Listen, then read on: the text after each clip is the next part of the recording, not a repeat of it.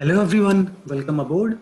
So again, we have brought you a new session for discussing today's 30th May's current affairs. And this session has been brought to you by UPSC-IAS classes. If you want to enroll for IAS 2021 or AS examination in English or Kannada medium, you can reach out to us at www.himalayaiasclasses.com or on this given number. So let's get started. Before that, the significance of current affairs for UPSC or KS examination is prelims. You have factual questions which come straight forward out of it. Mains, you have direct and indirect questions from current affairs. For essay, it is very important for opinion building as you have to write multiple dimensions of the topic. And for interview, which is mainly about contemporary issues, there is a definite significance of the current affairs.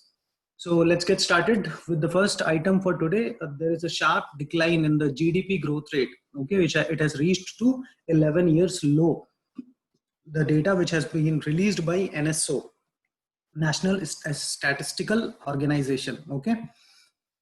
So syllabus, it belongs to Indian economy, and Indian economy is the part of general studies paper 3 for both prelims as well as mains. So economic growth slowed down to 11-year low.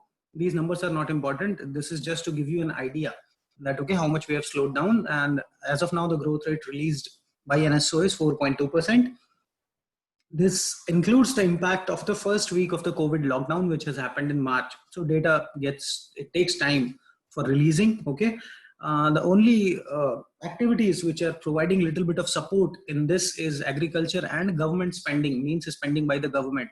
Because of lockdown, economic activities are not happening, people are not investing in the economy, okay. There is a fall in the consumption demand, and there is likely to be an increase in the fiscal deficit. So fiscal deficit, all of us know that it is the spending minus the revenue resources generated by the government. If we spend more and we have less money, then definitely there's going to be a deficit. Under FRBM Act, the fiscal deficit has to be within 3% of the GDP.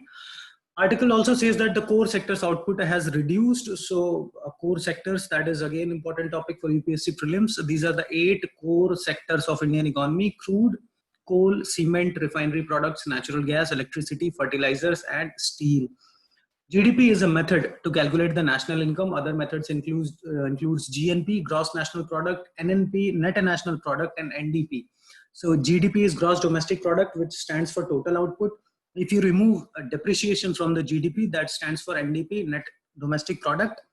Now, if you exclude the income of the outsiders who are living in India and include the income of the Indians who are living abroad, then you get GNP. Okay, and if you remove depreciation from that, then you get NNP. So these are the basics of national income accounting, which you should know. The next important article for today is about, again, India-China situations. Every day we are discussing about it. So this article, again, it belongs to the existing situation and the steps which can be taken in order to resolve the issue. So syllabus wise, it belongs to international relations, and international relation is the part of general studies paper 2. So what it says that on line of actual control, we are facing problems between India and China. Yesterday, we discussed that US President Donald Trump, he talked about intervening or mediating to resolve the issues between India and China. But this is our policy that we resolve all the issues bilaterally, and we don't want any type of mediation in those talks. Okay. So our first priority must be to end this standoff situation, which is happening at 4 different places. We have discussed that 3 places in Ladakh, which is Pangong Taso Lake, Demchuk, Galwan River. Okay, and the 4th place is Sikkim, where there is Nakula sector, where this standoff has happened. Also, in order to completely avoid these type of situation in future, we must come up with a resolution of LAC demarcation so that these type of standoff can be avoided in future. Also, we should come up with border management protocols so that we know clearly what is allowed, what is not allowed for both the parties, and we can ignore such type of development in future. Next article today talks about India-Australia relations. Why? Because next week a virtual summit is supposed to happen between Indian Prime Minister Narendra Modi and Australian Prime Minister Scott Morrison. Okay. So this article today talks about India-Australia relations. Syllabus wise, it is part of international relation. Again, in the mains, international relation is part of General Studies Paper 2. Okay. So India and Australia Summit, which is supposed to be held next week. Indo-Pacific region is an area of common interest for both the countries, and they have created a grouping called Quad.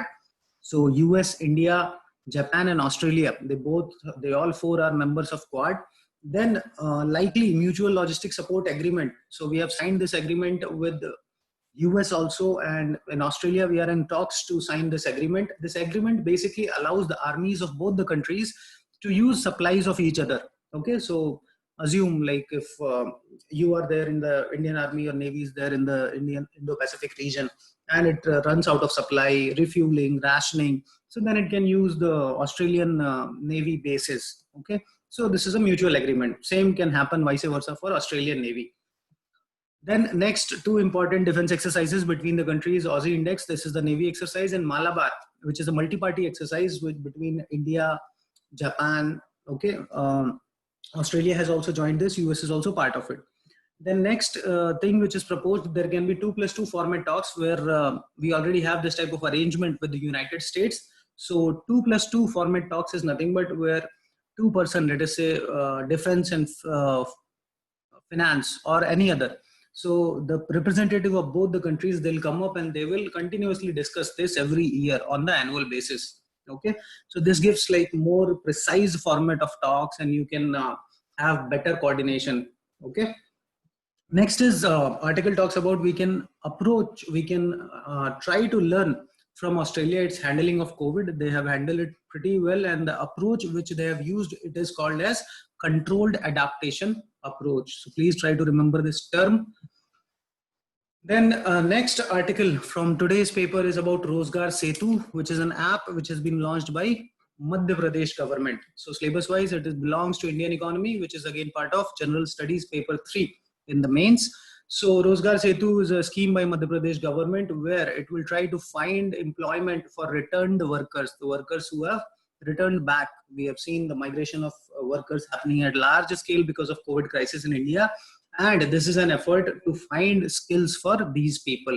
So please remember this name, Rozgar Setu. Then next important article from today is 5G Club. So United Kingdom, Britain has mooted the idea of 5G Club. Okay. So syllabus wise, part of science and tech, because it is the latest communication technology, 5th generation, and science and technology is the part of general studies paper 3. So 5G Club, the idea, says that it will be a club of 10 nations which can develop its own 5th generation mobile communication technology. Already they have allowed Huawei, which is a Chinese giant, to build 35% infrastructure. So the group which they are calling it D10, okay, and this 10 countries will be including 7 countries from G7 group plus Australia, India, and South Korea. So remember D10, 5G Club, United Kingdom, and these countries. You can be asked like which of these countries are part of this D10 or 5G Club. Next important issue in today's newspaper is about Hongkong issue. So again, we are continuously discussing this, that China has come up with a law where it can frame the national security legislation over the Hong Kong, and US is trying to oppose this move, or this is adding one more dimension to the ongoing US-China conflict. So syllabus wise, this is also part of the international relation, and international relation are part of general studies paper 2 in the mains paper. So US, after this passing up of legislation by China, it has withdrawn the financial hub status. So under this status, actually a lot of benefits were provided in terms of trade to Hong Kong, a lot of autonomy. And this has happened because of the national security legislation which has been passed by China. Okay, and US is also trying to call a United Nations Security Council meeting over the Hong Kong. So here is the issue. Hong Kong is a special administrative region of China. Okay, Hong Kong was a British colony in 1997. It was handed over to China, and it has little bit of autonomy in terms of administration, executive, legislature, and judiciary, which as those people living in Hong Kong are feeling that is being taken away by the Chinese. Okay, so that's where all this issue is coming out. Next important article in today's newspaper is about GST Council. So GST Council after the GST amendment bill, which was 101st constitutional amendment bill. GST Council is headed by Finance Minister of India, and it has representatives from all the states. Excuse me. So this meeting is supposed to be held in mid-June. Syllabus wise, it is part of the Indian economy in prelims, and Indian economy in turn is the part of general studies paper 3. So the GST Council meeting is supposed to happen in mid-June. The major agenda on the talks is going to be the states' compensation. So after the GST Act, it was decided that the loss of revenue of the states will be compensated by the center. And as we have seen during this COVID situation, there is a sharp decrease in the economic activities. As a result, there is a sharp fall in the revenue collection. So we need to see how they are going to resolve this financial crunch situation as well. Prelims point of view, always remember the chairman of the GST Council, okay, and how many states are represented, and what is the majority needed to take any decision in the GST Council. Next and last item for today, it is about National Numbering Plan, which has been recommended by TRAI, Telecom Regulatory Authority of India. Syllabus wise, this new National Numbering Plan, it is part of Indian economy, part of digital infrastructure, okay, and Indian economy is the part of general studies paper 3. So TRAI has recommended, nothing has happened, that new National Numbering Plan, one of the major recommendation is to give or increase the number of digits. As of now, the mobile numbers all of us are using is 10 digit. So now, given the drastic increase in the number of mobile phone users, they are asking that we should move towards 11-digit mobile number so that we can provide uniquely identifiable number for every subscriber in India.